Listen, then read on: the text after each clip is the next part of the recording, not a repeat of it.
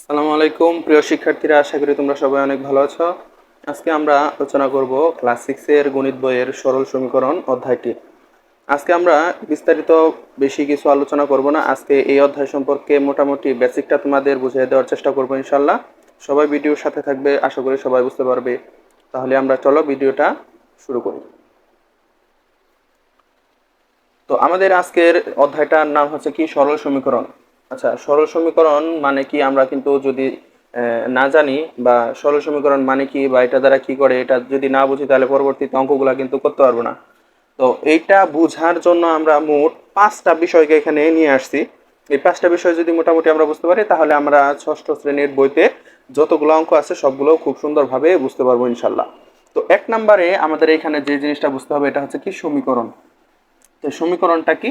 তো সমীকরণটা হচ্ছে কি সমান চিহ্ন সংবলিত। আচ্ছা, সমান চিহ্ন সংবলিত, সংবলিত মানে কি? সমান চিহ্ন যেটার মধ্যে থাকে এরকম একটা গাণিতিক বাক্য কি বলা হবে? সমীকরণ বলা হবে।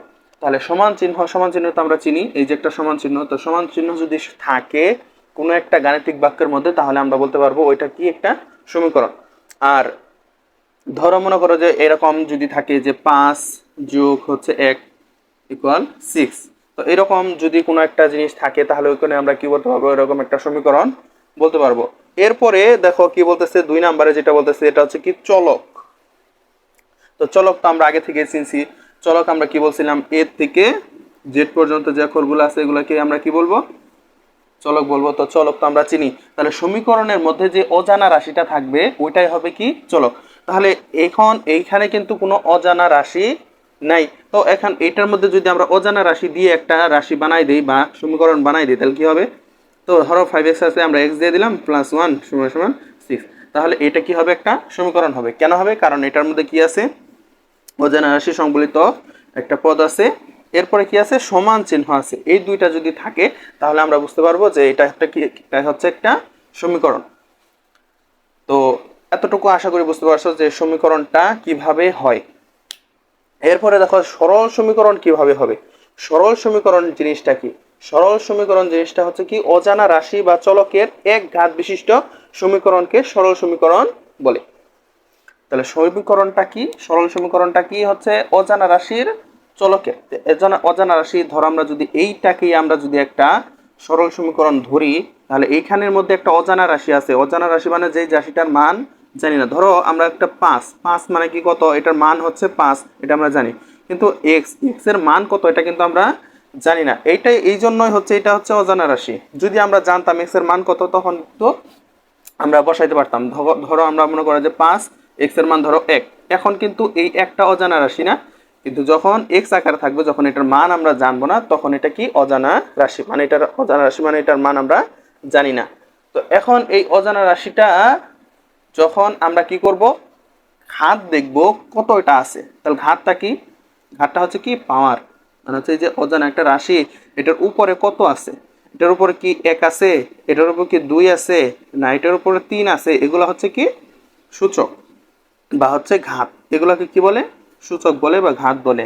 তো আমরা এখন দেখতে পারতেছি যে এইখানে যে সমীকরণটা আমরা লিখছি, এই 5x+1 = 6, এইটার মধ্যে কিন্তু এখানে উপরের দিকে কোনো সংখ্যা নাই। এখানে কি কিছু আছে? না, নাই। এখানে যেহেতু কোনো সংখ্যা নাই, তার মানে এটার উপরে মনে মনে ধরতে হবে কত আছে? 1 আছে। তাহলে এইরকম একটা ঘাত বা একটা সূচক সম্বলিত যে সমীকরণগুলো আমাদের এখানে থাকবে, ওইগুলোর নামই কি হবে? এক চলক বিশিষ্ট সমীকরণ বা সরল সমীকরণ। তাহলে সরল সমীকরণ আমরা কি করলাম? বুঝতে পারলাম যে অজানা রাশি বা চলকের এক ঘাত বিশিষ্ট সমীকরণকে কি বলবো আমরা? সরল সমীকরণ। যেরকম এটা হচ্ছে একটা সরল সমীকরণ, এটার নাম হচ্ছে কি সরল সমীকরণ।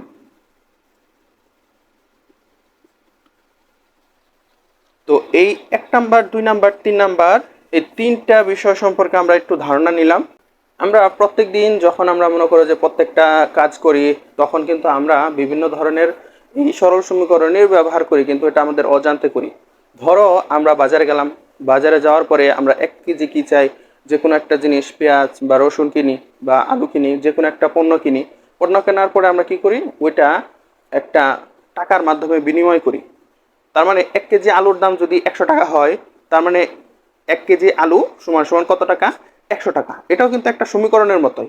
তুমি যদি 1 কেজি আলু না নিয়ে যদি হাফ কেজি নাও তাহলে তোমাকে দিতে হবে কত টাকা? 50 টাকা। কিভাবে বুঝলা? এই সমীকরণের সাথে মিল করে আমাকে এটা দিলে আমি এটা তোমাকে দিব। আমাকে যদি 50 টাকা দাও তাহলে তোমাকে আমি হাফ কেজি আলু দিব। আমাকে যদি 100 টাকা দাও তাহলে তোমাকে আমি কি করব? 1 কেজি আলু দিব। তো এইটা যদি আরেকটু সহজ করে আবার বোঝাই একটা উদাহরণের মাধ্যমে, ধরো এই অজানা রাশি, ধরো এখানে একটা গ্লাস আছে, আরেকটা গ্লাস এখানে আছে। তো এইটা গ্লাসের মধ্যে যে মনে করো যে পানি আছে, ধরো এতটুকু পানি আছে। তো এইটার থেকে বললো যে এইটার মধ্যে এটার চাইতে দ্বিগুণ পরিমাণে পানি এটার মধ্যে আছে। তো এটার মধ্যে কতটুকু পানি আছে এটা আমরা জানি। ধরো এটার মধ্যে 1 লিটার পানি আছে, তাহলে এটার দ্বিগুণ পরিমাণে পানি এটার মধ্যে আছে। তো এখন আমরা কিন্তু জানি না এটার মধ্যে কতটুকু পানি আছে। আমাদের কিন্তু একটা সূত্র দিয়ে দিয়েছে যে এটার মধ্যে দ্বিগুণ পরিমাণে পানি আছে। তাহলে আমরা বুঝবো কিভাবে? তাহলে এটার চাইতে দ্বিগুণ মানে হচ্ছে কয় লিটার? 2 লিটার। তার মানে এখানে কয় লিটার পানি আছে? 2 লিটার পানি আছে। তো এরকম করে কিন্তু আমরা বুঝতে পারি। আরেকটা উদাহরণ যদি আমরা দেই, যদি আমরা এরকম বলি যে একটা দাঁড়িপাল্লা,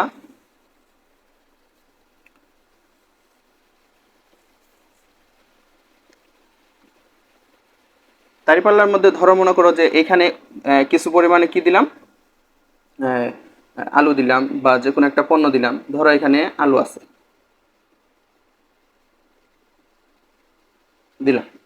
তো এখন এইখানে এইটার ওজনটা কত হবে এটা কিন্তু আমরা জানি না। যদি এখানে 1 কেজির একটা পাথর দেই, 1 কেজি পাথর দেওয়ার পরে এইটা যদি এখানে সমান সমান হয়ে যায় তাহলে আমরা কিন্তু এখানে যখন আলুর দাম জানতাম না, যদি সমান হয়ে যায় তখন আমরা বুঝি এখানে 1 কেজি আলু আছে।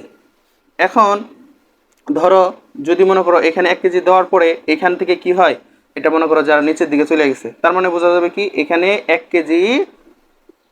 কেজি আলু আছে, এরপরে আরো কিছু পরিমাণে আলু বেশি আছে। তাহলে ওইটা যদি আমরা সরাই দিই তাহলে কি হয়ে যাবে? এখানে 1 কেজি সমান হয়ে যাবে। এই যে সমান জিনিসটা আমরা পাইলাম কিসের মাধ্যমে পাইলাম? এখানে যে 1 কেজি জিনিসটা রাখছি একটা জানা জিনিসের মাধ্যমে, আরেকটা অজানা জিনিসের আমরা পরিমাপ বের করার জন্যই আমরা এই সমীকরণ ব্যবহার করি। আর এইখান থেকে আমরা মূলত এই সমীকরণটা পাইছি। তাহলে অজানা জিনিসের মানটা বের করার জন্য আমাদের যে কাজগুলো আমরা করি গণিতের ভাষায় ওইটাকে বলা হয় সমীকরণ। আশা করি তোমরা সমীকরণের মানেটা মোটামুটি বুঝতে পারছো।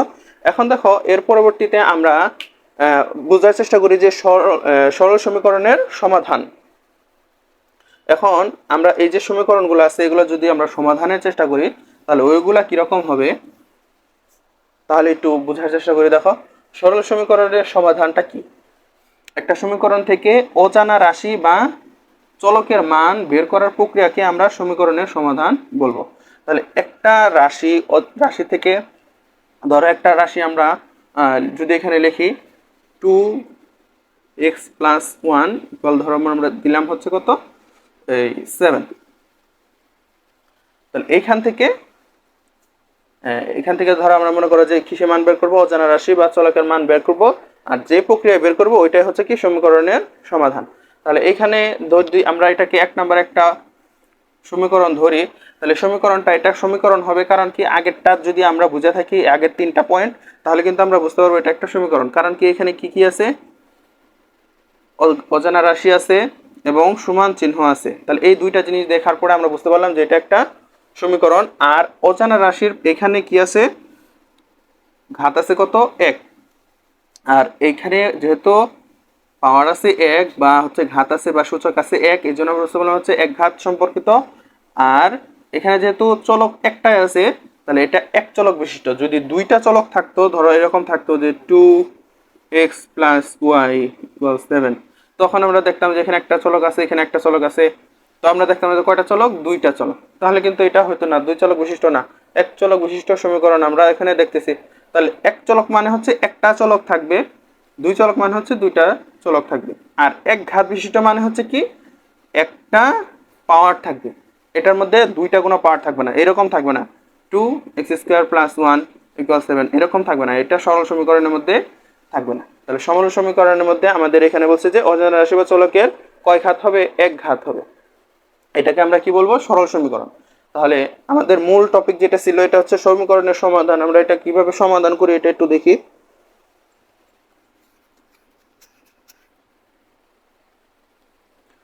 তো সমীকরণের সমাধান আমরা যদি এটা লিখি 2x + 1 = 7, এটা যদি সমাধানটা আমরা দেখি তাহলে কিভাবে করব। তো এখানে দেখো এই 1 এর আগে কি চিহ্ন আছে, প্লাস চিহ্ন আছে, সমান সমান আছে, আর এই পাশে আরেকটা জিনিস আছে, এই পাশে একটা জিনিস, এই পাশে আরেকটা জিনিস। তো ধরো নদীর এই পার আর হচ্ছে নদীর ওই পার। এখন দেখো এখানে একটা জিনিস আমরা অঙ্কের নিয়ম অনুসারে কিভাবে করব, এইখানে এই একের আগে বা হচ্ছে এই চলকের সাথে কি কি জিনিস আছে এটাকে আলাদা আলাদা ভাবে আমাদের চিনতে হবে, বুঝতে হবে যে না এটার সাথে কি কি আছে, আমরা কিভাবে অঙ্কটা করব। তো এখানে দেখো 2x আছে, প্লাস আছে, 1 আছে, তোমাকে এই এক্সটাকে মুক্ত করতে হবে, মানে স্বাধীন করে দিতে হবে। এর সাথে যা আছে ডালপালা যা আছে সব কি করছো, মনে করো যে একবারে ফালাই দিতে হবে। তাহলে কি করবে তুমি, এখানে যে ওয়ানটা আছে এই ওয়ানটারে তোমার সরাইতে হইব, তাহলে যে কোনো পাশে তুমি নিতে পারো। এই পাশে তুমি যদি নাও তাহলে কি করবা, এই ওয়ানটারে ধরো এই সমান সমানের এই পাশে নিয়ে আসবা। কারণ কি, এইটা 2x এর সাথে এরকম গুণ আকারে আছে, আর +1 এটা কি আছে, যোগ আকার আছে এখানে। তাহলে এটা যদি এই পাশে নিতে চাও তাহলে তোমাকে কি করতে হবে, একটু পরিবর্তন করে নিতে হবে।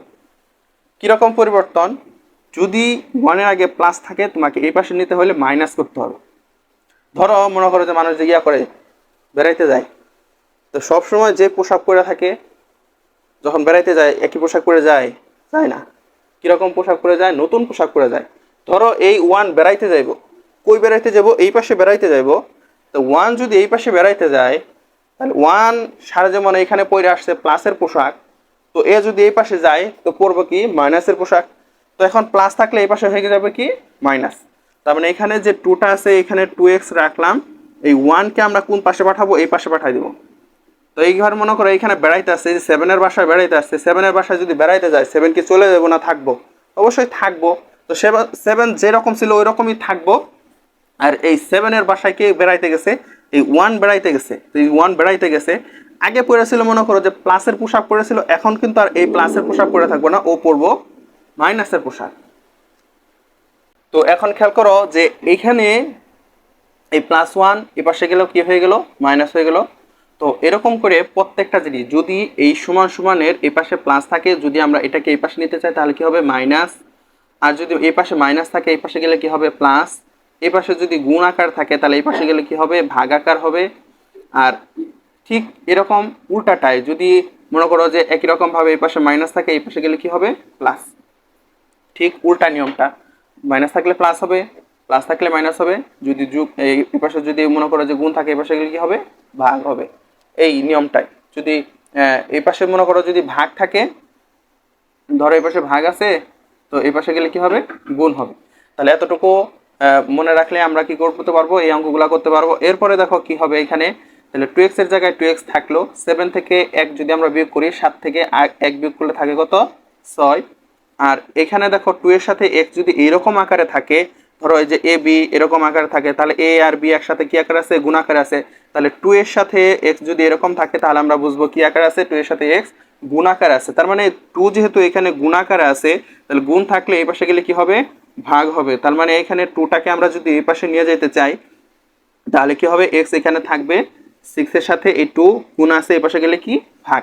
তাহলে আমরা এখানে যদি x সমান সমান দেখি 6কে যদি আমরা 2 দ্বারা ভাগ করি তাহলে 2 এর নামটা পড়ো, 2 কে 2, 2 দুগুণে 4, 3 দুগুণে 6। তাহলে আমরা কি পেয়ে গেলাম, x এর একটা মান পেয়ে গেলাম। তাহলে এই অজানা রাশির x এর যে মানটা, x এর মান কত বের হয়ে গেল আমাদের, 3। তাহলে 3 বের করলাম আমরা, আর এই রাশিটার সমাধান বের করে ফেললাম।